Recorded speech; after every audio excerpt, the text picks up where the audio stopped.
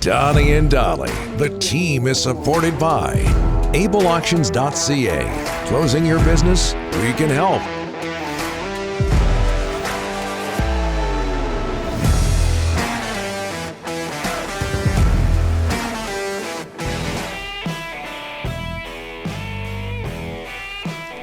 All right, it is Monday. I'm a little behind here. And our guests today, including Paul Dolan, do we know if he's got the white wall background, the plain background? Do we know that? Not yet. We're going to find out. Okay. To your disappointment, he doesn't. Oh. He Well. turned the camera the other way for today, so. We're still looking forward to it. All of our guests today sponsored by Passant Motors. Spend a little too much this holiday season? Let us help you by getting you a gift card with your next vehicle purchase. Learn more at basantmotors.com. You make it sound like the only reason we have Dolan on is to see his white wall. Yeah. You know, there's other reasons. Well, very good reasons. Yeah, exactly. Yeah. We might want to talk soccer with him. Canada over the U.S. 2-0 in Hamilton, World Cup qualifying. Canada on top of the CONCACAF table. They play in El Salvador, quick turnaround on Wednesday. So it was below zero there. They go from that to, I'd imagine, the heat in El Salvador as we bring in, minus his blank white wall, Paul Dolan. How are you, sir? Oh, it looks good. It's such a battering for that white wall that I thought I'd show you my mental. But I like the white wall. I like the glasses. Yeah, well, yeah. Thank you. That was actually a planetary silver bear paint, but that's okay. Yeah. Shameless plug. Hey, what's this? What is this run doing for soccer in this country? I texted my colleagues at Adidas last night how important it was for the country, for our business, for a lot. You know, obviously the history of Canadian soccer over the last, let's say, 25 years, or ever since we qualified for the World Cup, outside of the Gold Cup victory, hasn't been great. And you figure that each time there's that teaser of possibly qualifying, or we've got this player now and we can get over the hump, there always seems to be a disappointment at the end of it. Yeah. I guess you could say that those were building blocks into place, but you knew that if something came through, like it's starting to happen right now, that this country would get behind it. You're seeing the TV numbers, you're seeing the support in the stadium, you're seeing the social media and the interest in this team. It's incredible, and it's very deserved. It's not only a team that is going to Qatar, without question. It's a team that I think can actually do something at the World Cup, and who'd have ever thought we'd be saying that just a few years ago? Yeah, and Panama won yesterday, I believe. So Canada can't clinch on No, Wednesday. they can't. No, they can't. Obviously, you want to win, but they can't clinch, and that was the original thought after the victory. Hey, Paul, can you give me this? When you look back at the '86 team that you were a part of that went to the World Cup, that was a Canadian team, but it was by and large a British Columbian team. There were so many players on that team from BC. This time around, it's nationwide, more so. What's changed?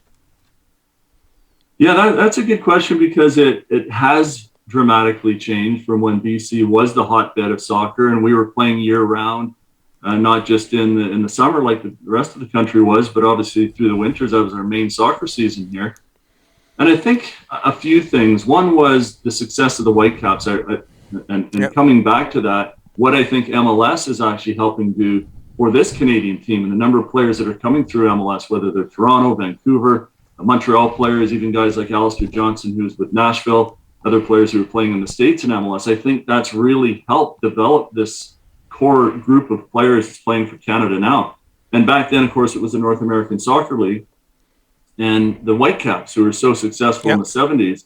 And a lot of the players who either came from the Whitecaps or were out of that influence or sphere of influence by coming through the system in BC made it to the national team. I don't think it hurt. Tony Waiters was a national team coach and the former Whitecap coach, and he had a closer eye on what was happening here. But that's not to say that there weren't good players across the country. You know, we had excellent involvement from players in Quebec and from Ontario, even after the 86 World Cup. But the tables have turned a little bit. You know, there's the strength of numbers for sure, I think, in Ontario right now, and the demographics as well of the players who are playing in Canada now has changed since then as well. So I think that there's a number of reasons why, but you'd like to see a bit more BC representation, but at the end of the day, it's going to come down to who the best players are.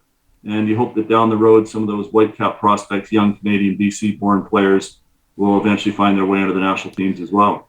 Paul, 2 impressive wins this week, one on the road without Alphonso Davies, and then to hear an American telecast yesterday raving about Canada. Okay, now we're 40th in the world, I believe, and obviously going to keep moving up as you collect more and more wins. Talk about Canada is the talk, has to be the talk of how they've come this far and how well they're doing right now. Undefeated through the qualifications, top of the table by 4 points over Mexico and the U.S. Yep. And, there is some people, or there is talk that, okay, well, the World Cup's 32 teams now. Back when we qualified, it was 24. There was only one spot available in 86 because Mexico hosted out of CONCACAF. But Canada's going to win the CONCACAF table. They're going to qualify and not only get in to the World Cup, but because they're going to come first, and I'm confident of that. They've got the 4 games left, including going down to El Salvador. Some tough games still to play, don't get me wrong. But they've played the U.S. and Mexico, home and away, gotten wins at home against both and draws on the road against both teams.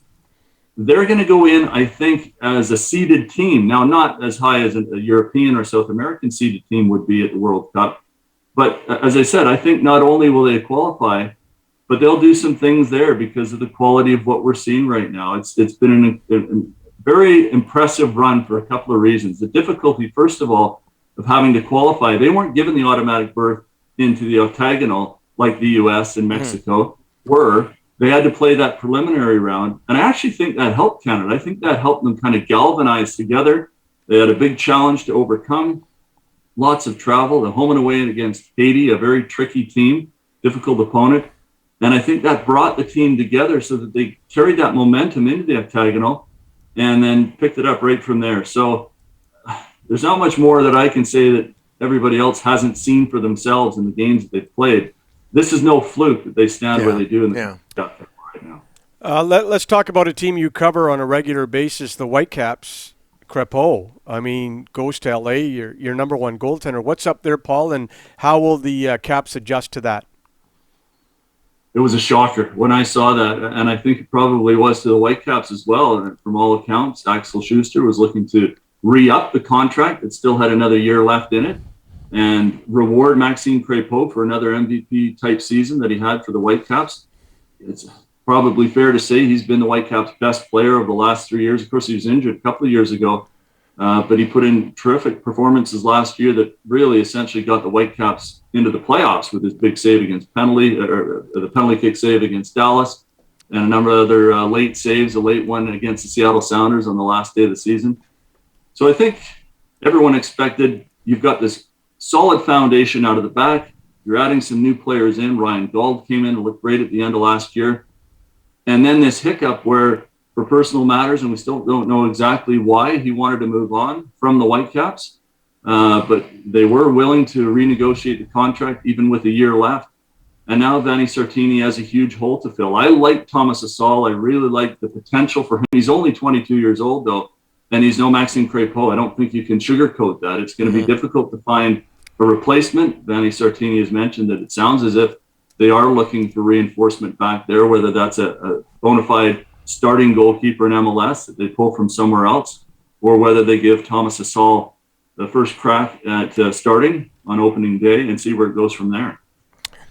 Dolly, in Delaney's OK Tyron Langley inbox, Island Mike, on this day in history, January 31st, 85, Whitecaps went bankrupt and folded, and the NASL followed suit a couple of months later. Wow. How far soccer has come since then. Let me just say this, that I think one of the most underrated parts of Vancouver sports history was the 86ers and the Canadian Soccer League and how that kept pro soccer alive in this part of the world. And I know you're a part of it. I know you played for Hamilton as well, but I think people forget about that. Paul, thanks for this. We're out of time here. I apologize. Okay, great to be on, guys. Take care. We'd keep you on longer, but you didn't have the white wall, so that's a strike against you.